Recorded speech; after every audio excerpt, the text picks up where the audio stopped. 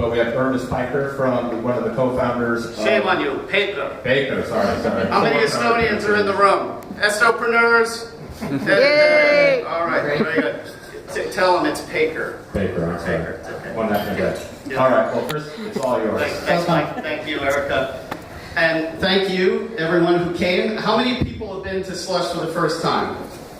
That's pretty good. So you're part of a real movement, as you know. And I do want to give a couple of shout-outs. First of all, I want to thank somebody who was thanked just a minute ago, but really, Jarno Vanto, if you are looking to go to New York and you need legal help, Jarno's your man at Boranius. And he's, as has been said, a great part of the Launchpad program. I want to thank, of course, Mike and Erica and everyone else here at the Radisson Blue. But also want to thank somebody who, without his help, I would not have someone to speak with tonight. I coined the term Estopreneur last year at Garage 48. 4 years ago, I coined the term Fintrepreneur. But this is a magazine called Co-Founder. Our good friend Tom Moverki, based in Tallinn, published this last year at Slush for the first time. This is the new issue. And how many people subscribed to this or contributed to the crowdfunding program? A few people? Okay. So here's what I want you to do. You're going to go and find this magazine. You're going to subscribe. It's going to be on your coffee table. Every startup entrepreneur, every VC, angel investor has to have this, okay? Co-Founder magazine. Why? Because it's all about you. It's all about us. It's a great magazine. And there's a special that Tarmo is running, he might even be here in a minute, where you can get your face on the cover of Co-Founder. Yes, your own personal edition of Co-Founder magazine, because you're the co-founder. So without further ado, I want to introduce you to an Estopreneur par excellence, a co-founder of Funderbeam, Urmas Peiker. Give it up for Urmas. Thank you. And we can stand or sit, but we'll see what works better. So, for those who don't know, and I'll let Urmas describe in greater detail what Funderbeam is, but we were talking the other day, and he sort of described it as what would happen if NASDAQ and Bloomberg AngelList had a baby. It would be Funderbeam.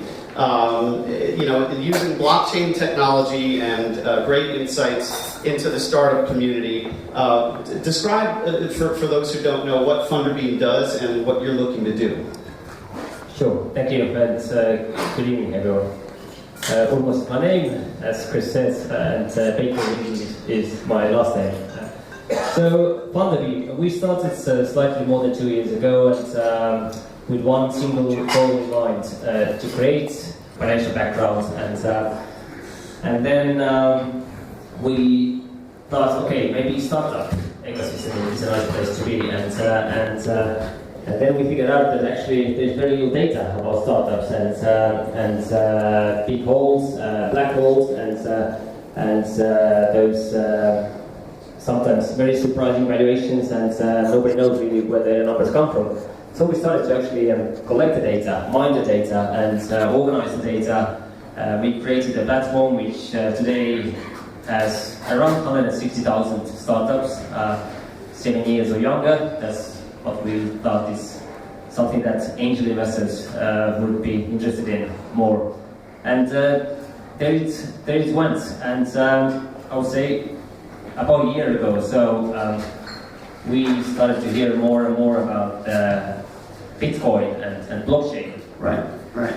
And we thought, okay, let's have a look. And then we thought, okay, wow, that might be something that is kind of like a time machine for us, because we thought that actually can be the maybe the key for creating marketplace that we've been thinking about. So, for those who don't know, Urmas has a very interesting background.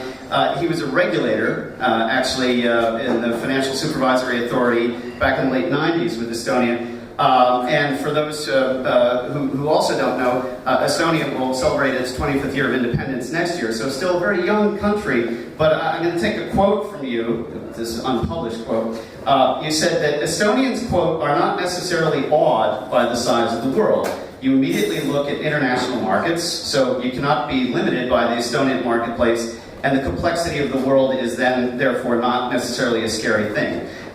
So, you know, you have this interesting background. You have both as an entrepreneur and also as somebody who's a regulator. So, and you're an attorney, so you're uniquely qualified to figure out if this thing is legal, it works, it's going to work with regulators, with banks, and so you know it must have been an interesting set of like aha moments for you. When did that really arrive, though?